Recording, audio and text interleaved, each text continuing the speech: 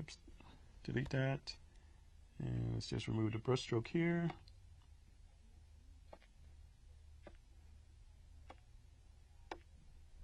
Okay, and get back to our starting point. Okay, so that's how you create an art brush. Okay, so we are done with that. And now let me show you how to create a scatter brush. No, we already done scatter brush. When you look, this is why I write it down, folks. Pattern brush, pattern brush. Okay, so you can stay on track. Okay, here is the pattern brush. So I have a shape here. So let me just go to new brush. Select pattern brush, click OK. And now I have a pattern brush in here. What I selected is there. So let me go and name this Escher. If you don't know who Escher is, you won't get why I'm naming this Escher. And if you really don't know who Escher is, shame on you. Go out and get a book, or go to the library, or go on the internet and look for MC Escher. You should really know who MC Escher is. Okay, so now here's my pattern brush here. And then I click it, and I have my path created right there. And again, I can change the size. Okay. So let's see what it does here. My little curly Q, and woo, that's a nice little pattern there. Very cool. All right, so, but stay focused. Stay focused. And get back. Now let me show you something else you can do with the pattern brush. Okay, so now what I want to do something different. So I showed you a quick and easy way to make a pattern brush. Now I'm going to show you something that requires a few more steps. Okay, so you drag it here. I already did this earlier, but I'm just doing this to show you. And you drag this to the swatch palette. Okay, now you double click on the path address. So right now I created a pattern, a fill pattern. So, but I'm not going to use this fill pattern. So what I'm going to do is I'm going to name this side, because this will become the side of my stroke. And I'm going to change this to 1 by 1, because I really don't want a whole pattern to appear. All right, so I'm going to close this because I'm done here. And really be done by clicking that. Now, I'm going to double click here. And this is already named corner because I did it earlier. And it's 1 by 1 here. Okay. I like to do things live for you, but I forgot to clean it up before I do little practice runs, so I can make sure I'm telling you everything I want to tell you. So I'm going to click done here. Okay, so now that's that. Okay, so now you're going to go and select new brush and select pattern brush. And it's important to make sure nothing else is selected, because if anything is selected, it's going to become part of this new pattern I'm creating. And since I want to show you what I did with these two things, I don't want to do that right now. Oops.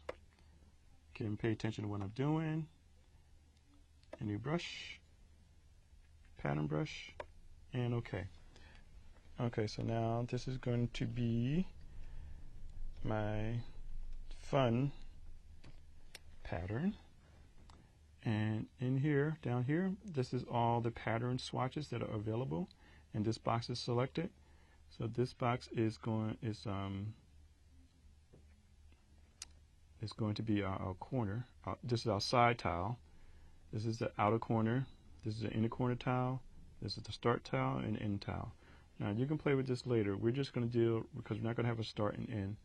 Right now I'm just going to have a side tile, and I have that as side, which I already selected, so I would know. And here for the corner, I pick my corner tile. Okay, so now I have that. I'm going to select OK, and here's my fun pattern brush. Okay, so now let me select here, apply the brush, and remember I named it just side, so this is why only the teddy bears are showing up. And again, I can reduce that in size, and there it is. Okay, now let me get rid of this, and now let me create a rectangle. And now let me apply side. Ooh, look at that. So now the corners, which I designated corners, the sun was the corner, are appearing in our corners here, and the bear appears along the side of the box. So again, I can change the size, and look at that. So isn't that a fun pattern brush? Okay, so you can create your own. So that's the process to do that if you want a pattern around, to create a frame or a border around something. Okay. All right. So that is the pattern brush. Let's get rid of that.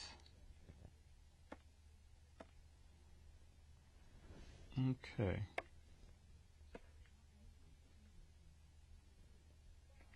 Oops. All right, that's better. Now you can see, and now I can see. Okay, now we're going to do, end with a fun tool, the Bristle brush. Not all kind of fun, but this one, this is really cool. All right, so now, I'm going to go here now. If you look, while I'm here, you already see there's some brushes selected, and, you know, I mean, you have to really know, after a while, you get to know, like, what's an art brush, what's a calligraphic brush, what's a pattern brush, you know, because these different symbols indicate that. So right here, the only default one is the mop one. So let's choose that. But also, all of these are available in the libraries. So any brush you want to see, here's some more Bristle brush. I can open up the library, and I get a whole selection of Bristle. Ooh, that's a tongue twister. Bristle brushes I may use. Okay, so I'm not going to deal with the library right now because mop is fine for me. And let's just zoom in here. I want you to see what's going to happen, because also with this, before I get into that, I want to show you something cool. With another thing you can do. This is something you can do with all the brushes now, because also you can right now have draw in normal. This is draw behind, and this is draw inside. So if I have a shape, and I've selected draw behind, so look at this with the Bristle brush. So I've completely covered that square, but I really have it, because now with the draw behind feature, it draws behind the object, even though I haven't selected it. Okay, now I can, and also look at this. You can see this is still a vector. So it simulates a drawing brush with oil, as if I'm drawing with an oil brush or watercolor brush, but this is all vector art. See, this is the stroke I created. Okay, now I'm going to select draw inside.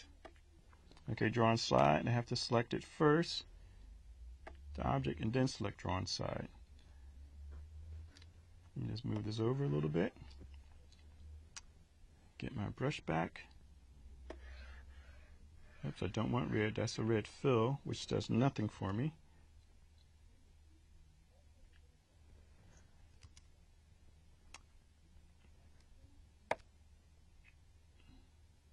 Okay, deselect it and get a color.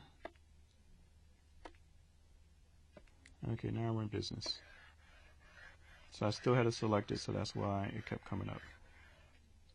So now, see, I've drawn inside, nothing outside at all. And also, I want you to see that this starts to build up color.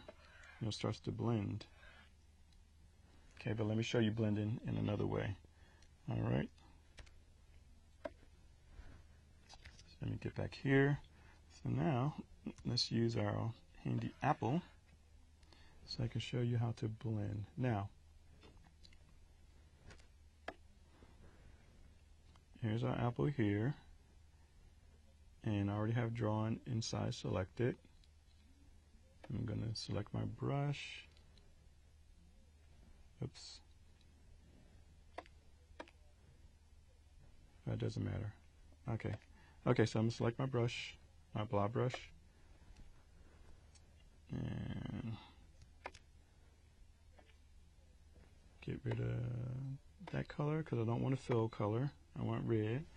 And I'm going to go to colors up here. So I have a range of colors to choose from with my shades, because what I'm starting with. But I'm going to choose this one a little bit darker. Double click there. Okay, so now I'm going to go here and with my, oops, just do this at normal. So you see, and it starts to build up some color. And now as I go in, I can blend this.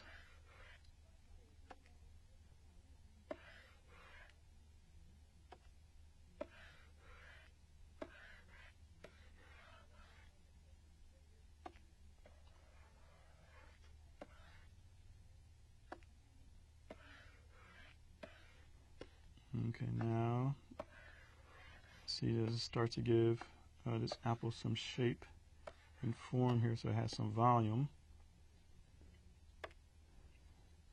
I'm keep this at drawn side because I'm going to go close to the edge here.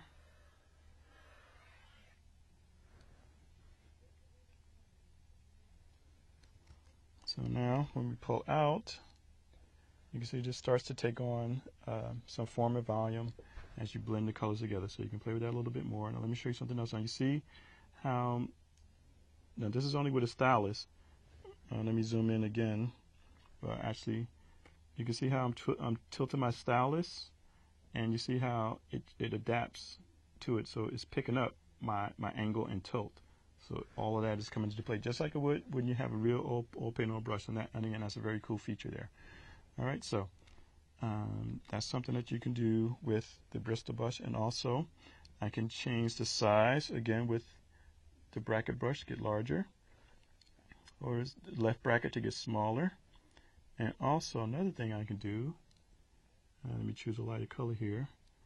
So you see, that's the color there. But with the number keys, I can change the opacity. So I can go down to 5. You see, that's a little bit lighter. 3, that's a little bit lighter. You know, all the way down to 1, which is the lightest of all, which you can hardly see. So here's 2. And 9. Now another way to get to the opacity is double clicking, and you have your Bristle brush options, and you can change a lot here. So this is the round fan. Change the size, the bristle length, the bristle density, the thickness, the opacity, and the stiffness. All right. Okay, and again, as I showed you, can create your own brush. If you've made all those changes, you can create your own brush and save that. Now, what I want to tell you here is that we've created a lot of brushes in the last lesson and this lesson, but as soon as you close the file, it's only available in that file. It's not available in any other file that you create. So if you want it to be created, to use these brushes that you spent time creating in another file or forever and ever, once you got it right, because this is cool, because because this is vector art. So once you set this to your drawing style or painting style, then you want to keep this. So what you do is first you select all unused, delete those, delete the brush selections, yes. I made quite a mistake there because I untook everything off. So now let me do this the hard way. But if everything's still used in your art, that's the way you want to do it. That's a fast way to do it. But here I'm going to do it by hand because I took off some of the brushes I created. So take away charcoal and divider. Let's see, basic, it's always there, so no matter what you do, you can't get rid of the basic brush. Seems you need to keep a default brush there. So, okay, so here are all the brushes I created today. Birds, hand, stork, mop. Mop was already there, but I didn't, so we'll just keep it anyway. Escher and fun. So now what I want to do is save these brushes, and it asks me where I want to save them. So I'll call these drawing 14. So this is the 14th lesson, and save that here. Now, where do I find them? Let's see. Open brush library, go down to user define, and there you have drawing 14. So that's how you find the brushes that you created, and it's always available to you. So you created a separate Illustrator file that just has those brushes. Okay, so that completes our lesson for today. So let me tell you what your homework is going to be. Now this one had a little bit of a hard time because I can't tell what your drawing skills are, and I'm showing drawing tools. So last time I had you trace something. This time I want you to use these lines and shapes, not lines and shapes, lines and strokes, and create some pattern brushes, scatter brushes, and create something with these. And also use the Bristle brush and draw something, in the middle here. Whatever you want. Okay, so that's going to be your drawing lesson for today.